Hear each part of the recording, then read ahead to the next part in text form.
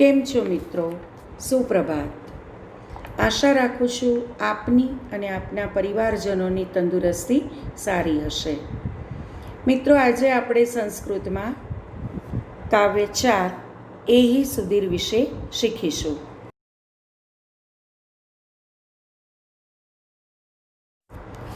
વિદ્યાર્થી મિત્રો, સંસ્કૃત ભાષા સાહિત્યના મુખ્યત્વે બે સ્વરૂપ છે, એક ગદ્ય અને બે પદ્ય.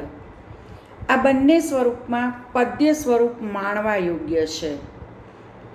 પ્રસ્તુત ગીત સરસ રીતે ગાઈ શકાય તેવું છે.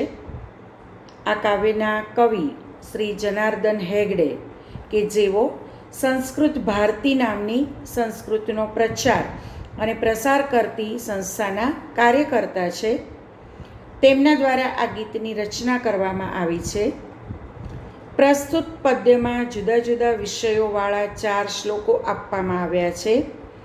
એમાંથી પહેલા શ્લોકમાં કવિએ રમતગમત દ્વારા વજ્ર જેવી કાયા મેળવવાની વાત કરી છે. બીજા શ્લોકમાં શ્રી ગણેશજીની સ્તુતિ કરવામાં આવી છે.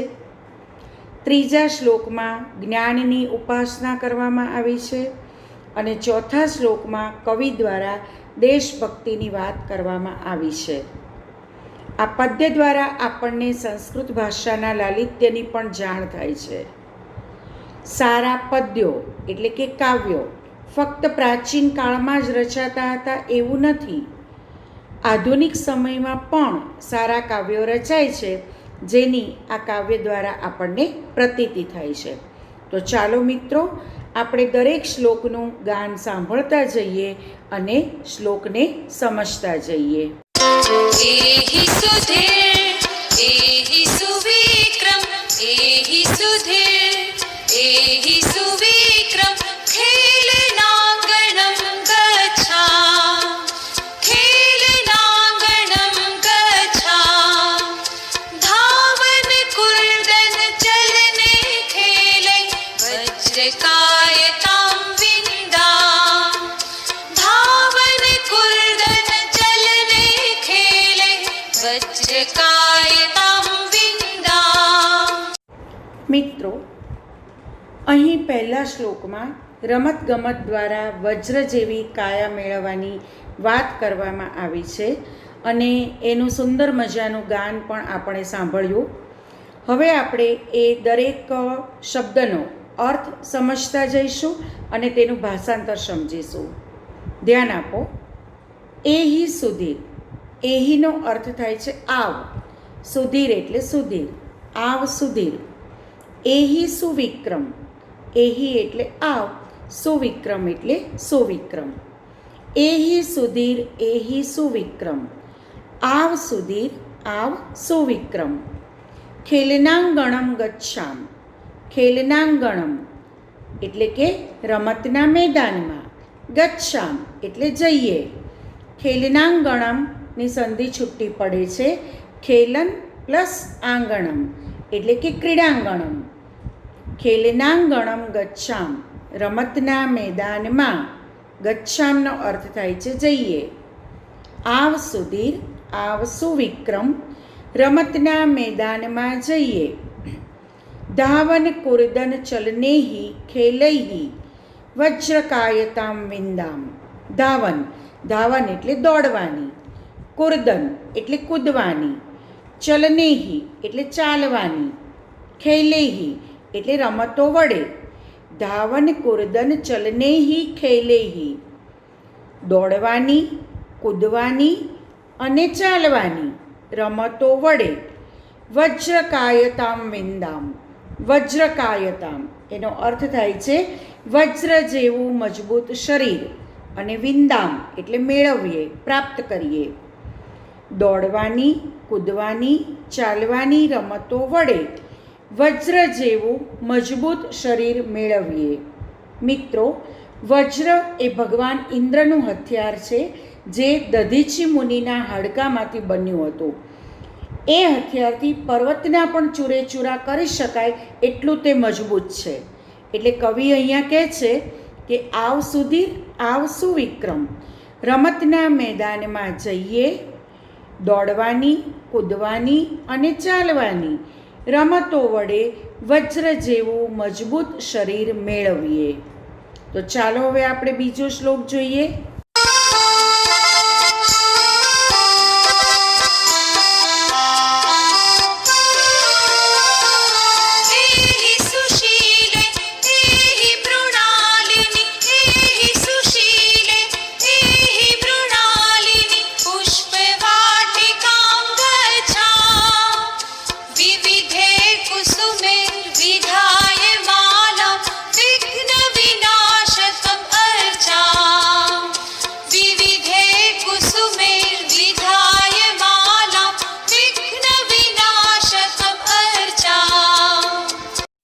વિદ્યાર્થી મિત્રો, હવે આપણે બીજો શ્લોક કે જેમાં ગણેશજીની સ્તુતિ કરવામાં આવી છે એનું પણ સરસ મજાનું ગાન આપણે સાંભળ્યું. તો ચાલો હવે એને આપણે અર્થ દ્વારા સમજીએ. એહી સુશીલે, એહી એટલે આવ, સુશીલે એટલે અહીંયા સુશીલા, આવ સુશીલા. એહી મૃણાલિની, એહી એટલે આવ, મૃણાલિની એટલે મૃણાલિની. આવ સુશીલા, આવ મૃણાલિની. પુષ્પવાટિકામ ગચ્છામ, પુષ્પવાટિકામ, પુષ્પ એટલે ફૂલ અને વાટિકામ એટલે બગીચો, વાડી. ગચ્છામ એટલે જઈએ.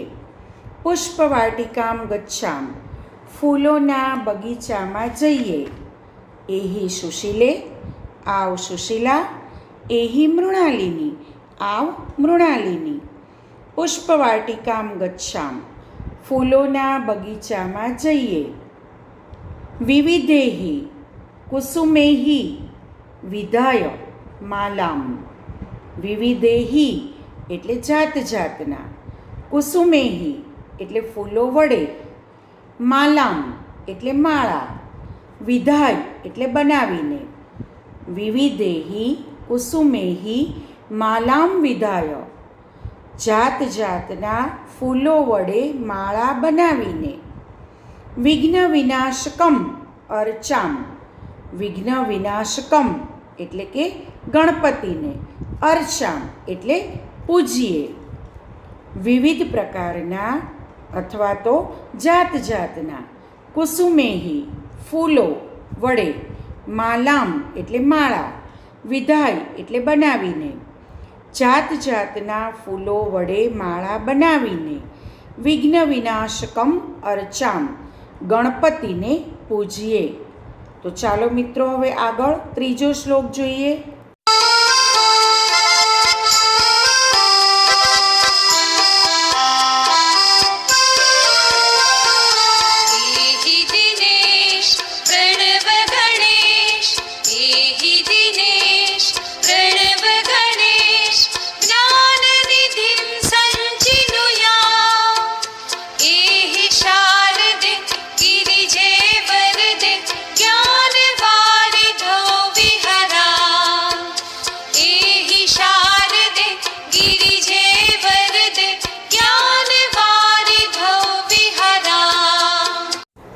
મિત્રો, જ્ઞાનની ઉપાસના કરતાં આ ત્રીજા શ્લોકનું ગાન પણ આપણે સાંભળ્યું.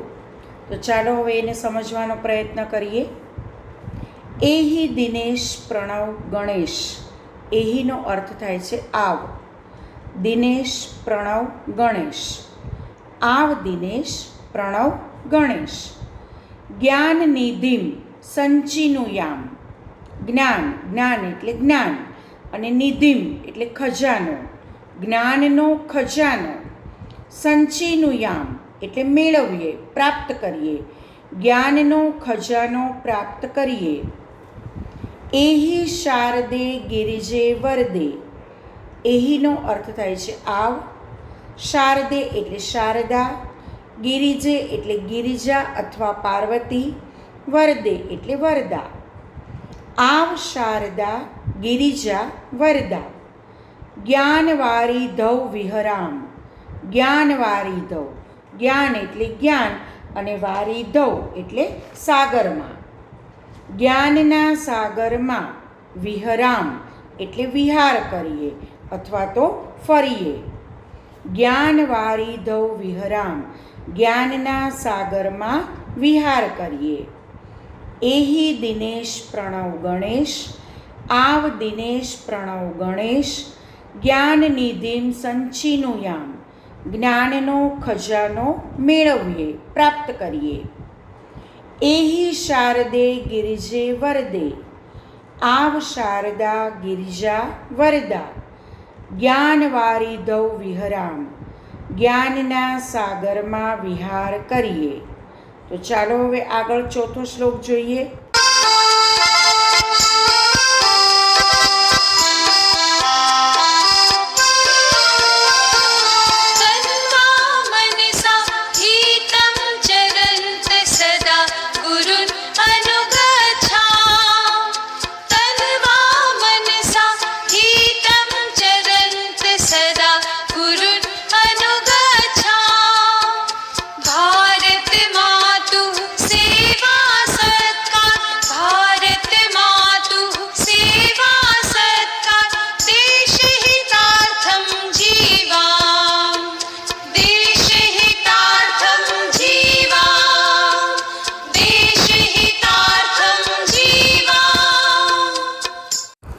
વિદ્યાર્થી મિત્રો, દેશભક્તિની વાત કરતા આ ચોથા શ્લોકનું સુંદર મજાનું ગાન આપણે સાંભળ્યું અને મન એકદમ પ્રસન્ન થઈ ગયું. તો આવો આપણે આ શ્લોકનો અર્થ સમજીએ અને એનું ભાષાંતર સમજીએ. તન્વા મનસા હિતમ ચરંતઃ સદા ગુરુન અનુગચ્છામ. તન્વા એટલે કે તન વડે, મનસા એટલે મન વડે, તન વડે મન વડે, હિતમ એટલે કે કલ્યાણ, ચરંતઃ એટલે આચરણ કરતા. તન્વા મનસા હિતમ ચરંતઃ, તન વડે મન વડે હિતનું આચરણ કરતા. સદા ગુરુન અનુગચ્છામ, સદા એટલે હંમેશા, ગુરુન એટલે આપણા જે ગુરુજનો છે તે ગુરુજનોને, અનુગચ્છામ એટલે કે અનુસરીએ. સદા એટલે હંમેશા, ગુરુન એટલે ગુરુજનોને, અનુગચ્છામ એટલે અનુસરીએ. તન્વા તન વડે, મનસા મન વડે, હિતમ ચરંતઃ તન વડે મન વડે, હિતમ હિતનું, ચરંતઃ આચરણ કરતા. સદા હંમેશા, ગુરુન ગુરુજનોને, અનુગચ્છામ અનુસરીએ. તન વડે મન વડે હિતનું આચરણ કરતા, હંમેશા ગુરુને અનુસરીએ. ભારત માતુઃ સેવા સત્કારઃ દેશહિતાર્થમ જીવામ. ભારત માતુઃ એટલે ભારત માતાનો, સેવા સત્કારઃ એટલે સેવા સત્કાર કરતા કરતા, ભારત માતાનો સેવા સત્કાર કરતા. દેશહિતાર્થમ એટલે કે દેશના કલ્યાણ માટે, જીવામ એટલે જીવીએ. ભારત માતુઃ સેવા સત્કારઃ, ભારત માતાના સેવા સત્કાર કરતા. દેશહિતાર્થમ દેશના કલ્યાણ માટે, જીવામ એટલે કે જીવીએ. વિદ્યાર્થી મિત્રો, આશા રાખું છું કે તમને આ કાવ્ય બરાબર સમજણમાં આવ્યું હશે. એમાંથી અહીંયા આપણે જે પહેલો શ્લોક છે અને ચોથો શ્લોક આપેલો છે એ તમારે બંને મોઢે કરવાના છે. આમ તો આખું કાવ્ય મુખ કાવ્ય છે, એટલે આખું કાવ્ય તમે મોઢે કરી લેશો. અને હવે આપણે એના શબ્દાર્થ અને સ્વાધ્યાયની ચર્ચા કરીએ. મિત્રો, હવે પેજ નંબર 16 પર આપેલ ટિપ્પણી એટલે કે શબ્દાર્થમાં ધ્યાન આપો. અહીંયા તમને શબ્દોના અર્થ આપ્યા છે એ હું બોલું છું, તમે બરાબર ધ્યાન આપો. એહી એટલે આવ, ખેલનાંગણમ એટલે રમતનું મેદાન, ગચ્છામ એટલે જઈએ, કુર્દનનો અર્થ થાય છે કૂદવું તે, વજ્રકાયતામ એટલે કે વજ્ર જેવું મજબૂત શરીર, પુષ્પવાટિકાનો અર્થ થાય છે બગીચો, વિધાય એટલે કે બનાવીને, જ્ઞાનનિધિ એટલે જ્ઞાનનો ખજાનો, સંચિનુયામ એટલે મેળવીએ, જ્ઞાનવારિધિ એટલે જ્ઞાનનો સાગર, અર્ચામ એટલે પૂજન કરીએ, ગિરિજે એટલે હે ગિરિજા, હે પાર્વતી, વિહરામનો અર્થ થાય છે ફરીએ અથવા વિહાર કરીએ, ચરંતઃ એટલે આચરણ કરતા. મિત્રો, આ સિવાય બીજા વધારાના શબ્દાર્થ છે એ મેં તમને પીડીએફમાં પણ આપ્યા છે, એ તમારે CWમાં લખવાના છે. હવે આગળ સ્વાધ્યાય જોઈએ. મિત્રો, સ્વાધ્યાયમાં જુઓ પ્રશ્ન 1, જે તમારે CWમાં લખવાનો નથી, ફક્ત આપેલ શબ્દોનું મોટેથી ઉચ્ચારણ જ કરવાનું છે, જે આ પ્રમાણે છે: સુવિક્રમ, ખેલનાંગણમ, વજ્રકાયતામ, મૃણાલિની, કુસુમેહી વિધાય, સંચિનુયામ, જ્ઞાનવારિધૌ અનુગચ્છામ. પ્રશ્ન 2, આપેલ કાવ્ય પંક્તિઓ પૂર્ણ કરો. એ પણ તમારે સ્વાધ્યાયમાં લખવાની નથી, કારણ કે કાવ્ય તમારે લખવાનું જ છે CWમાં, એટલે ફરીથી કાવ્ય પંક્તિઓ પૂર્ણ કરવાની નથી. હવે પ્રશ્ન 3 જુઓ. નીચેના જેવા ક્રિયા આધારિત શબ્દો કાવ્યમાંથી શોધીને લખો. તો એમાં આપણને એક ઉદાહરણ ગચ્છામ આપેલું છે, એ સિવાય એના જેવા બીજા શબ્દો વિંદામ, અર્ચામ, વિહરામ, અનુગચ્છામ, જીવામ અહીંયા આપણને કાવ્યની અંદર આપેલા જ છે. એ તમે કાવ્યમાં જોશો એટલે તમને ખ્યાલ આવી જશે. હવે આપણે પ્રશ્ન 4 જોઈએ. મિત્રો, પ્રશ્ન 4માં આપેલ પ્રશ્નના જવાબ આપણે સંસ્કૃત ભાષામાં લખવાના છે. આપણે એની ચર્ચા અહીંયા કરીશું. પ્રશ્ન 1, વજ્રકાયતામ કથમ વિંદામ. કથમ એટલે કેવી રીતે, વજ્રકાયતામ વજ્ર જેવું શરીર, કેવી રીતે, વિંદામ એટલે મેળવીએ, વજ્ર જેવું શરીર કેવી રીતે મેળવી શકાય. તો એનો ઉત્તર છે અહીંયા: ધાવન, કુર્દન, ચલનેહી, ખેલેહી, વજ્રકાયતામ વિંદામ. પ્રશ્ન 2, કુસુમેહી કમ અર્ચામ. કુસુમેહી એટલે કે ફૂલો વડે, કમ એટલે કોને, અર્ચામ એટલે પૂજીએ, ફૂલો વડે કોને પૂજીએ. તો એનો ઉત્તર છે કુસુમેહી વિઘ્ન વિનાશકમ. કમની જગ્યાએ તમારે વિઘ્ન વિનાશકમ લખવાનું છે, અને અર્ચામ, કુસુમેહી વિઘ્ન વિનાશકમ અર્ચામ. પ્રશ્ન 3, કસ્ય હિતાર્થમ જીવામ. કોના કલ્યાણ માટે જીવીએ. તો એનો ઉત્તર છે ભારત દેશસ્ય હિતાર્થમ જીવામ. પ્રશ્ન 4, સદા કાન અનુગચ્છામ. હંમેશા કોને અનુસરીએ. તો એનો ઉત્તર છે સદા ગુરુન અનુગચ્છામ. હવે પ્રશ્ન 5 જોઈએ. ઉદાહરણ પ્રમાણે કરો.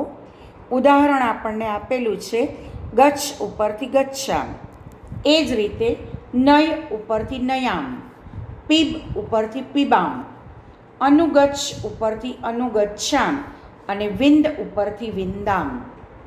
વિદ્યાર્થી મિત્રો, તમને કાવ્ય અને શબ્દાર્થ તેમજ સ્વાધ્યાય બરાબર સમજમાં આવ્યું હશે.